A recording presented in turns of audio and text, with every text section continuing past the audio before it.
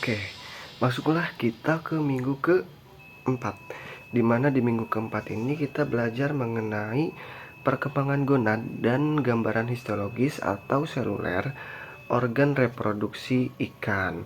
Nah, berdasarkan modul yang telah dibagikan oleh asisten praktikum, gonad sendiri merupakan organ reproduksi pada ikan yang terbagi menjadi dua jenis, yaitu gonad pada ikan jantan yang disebut dengan testis dan juga gonad pada ikan betina atau yang disebut dengan ovarium.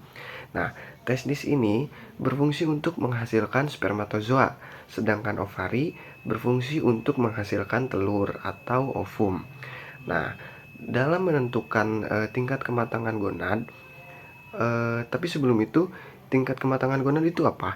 Jadi, tingkat kematangan gonad itu tahapan perkembangan gonad sebelum dan sesudah ikan memijah, di mana semakin meningkat tingkat kematangan gonadnya, telur dan sperma ikan itu semakin berkembang.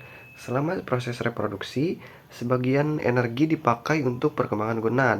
Bobot gonad ikan akan mencapai maksimum ketika sesaat ikan akan memijah, kemudian akan menurun kembali dengan cepat selama proses pemijahan berlangsung sampai selesai. TKG atau tingkat kematangan gonad itu dibagi menjadi beberapa klasifikasi. Yang pertama itu TKG 1, di mana gonadnya itu belum matang.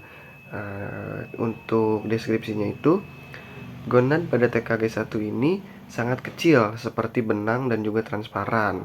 Penampang gonad pada ikan jantan itu pipih dengan warna kelabu, sedangkan untuk betina itu tampak membulat dengan warna kemerah-merahan. Nah, selanjutnya TKG 2, di mana gonad mulai berkembang. Pada TKG 2 ini tuh gonad akan mengisi seperempat rongga tubuh. Warna gonad pada ikan jantan itu berwarna kelabu atau putih dengan bentuk pipih, sedangkan pada ikan betina akan berwarna kemerahan atau kuning dan juga memiliki bentuk bulat, di mana pada TKG 2 ini tuh telur pada gonad betina itu belum tampak. Nah, selanjutnya memasuki kepada TKG 3, di mana pada TKG 3 ini tuh gonad sudah hampir matang. Gonad yang berada pada TKG ketiga ini akan mengisi setengah dari rongga tubuh. Nah, gonad pada ikan jantan akan berwarna putih, sedangkan pada betina akan berwarna kuning. Pada TKG 3 ini tuh bentuk telur akan tampak di dalam gonad betina atau melalui dinding ovari.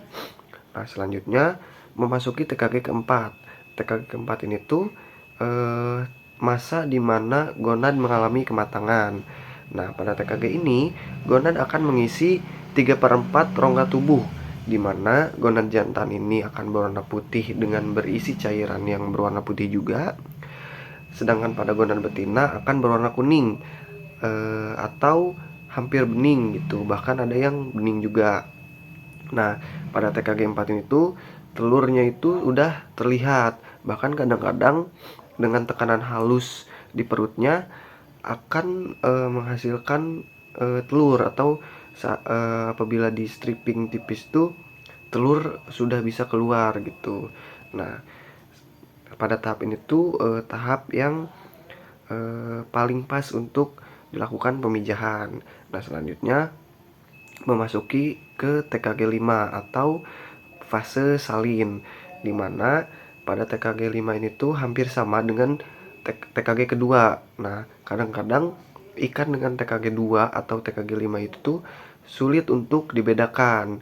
Nah, pada TKG kelima ini tuh gonad jantan akan tetap berwarna putih, kadang-kadang akan ada bintik-bintik coklat. Sedangkan pada gonad betina itu akan terlihat berwarna merah karena telurnya itu sudah keluar, jadi tidak akan terlihat keberadaan telur.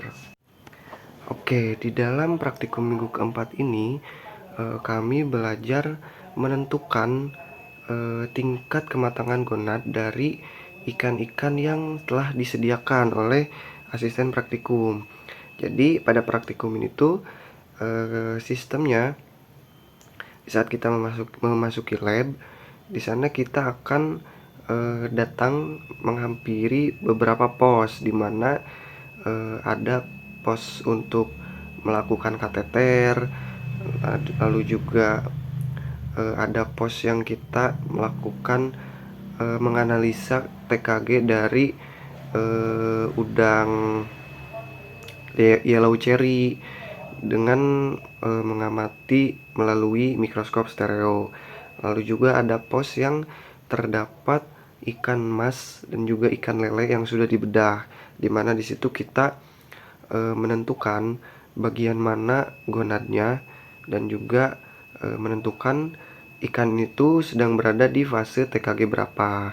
Nah, untuk praktikum minggu keempat ini tuh tidak ada, kelompok kami tidak melakukan dokumentasi video karena waktu praktikum keempat ini tuh waktu yang disediakannya cukup terbatas. Jadi kami cukup hektik dalam menganalisa ikan-ikan yang setelah dibedah oleh asisten untuk menentukan di mana letak gonad dan juga seberapa besar tingkat TKG-nya. Nah, mungkin untuk dokumentasi foto ada beberapa yang kami tangkap.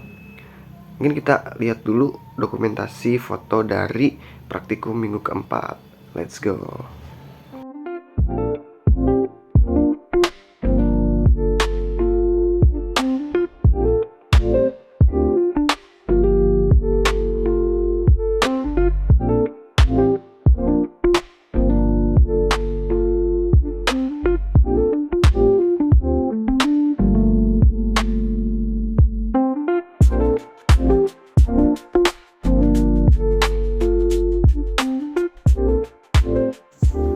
Oke, itulah tadi dokumentasi dari pertemuan minggu keempat. Mungkin itu saja untuk video kali ini. See you in the week 5.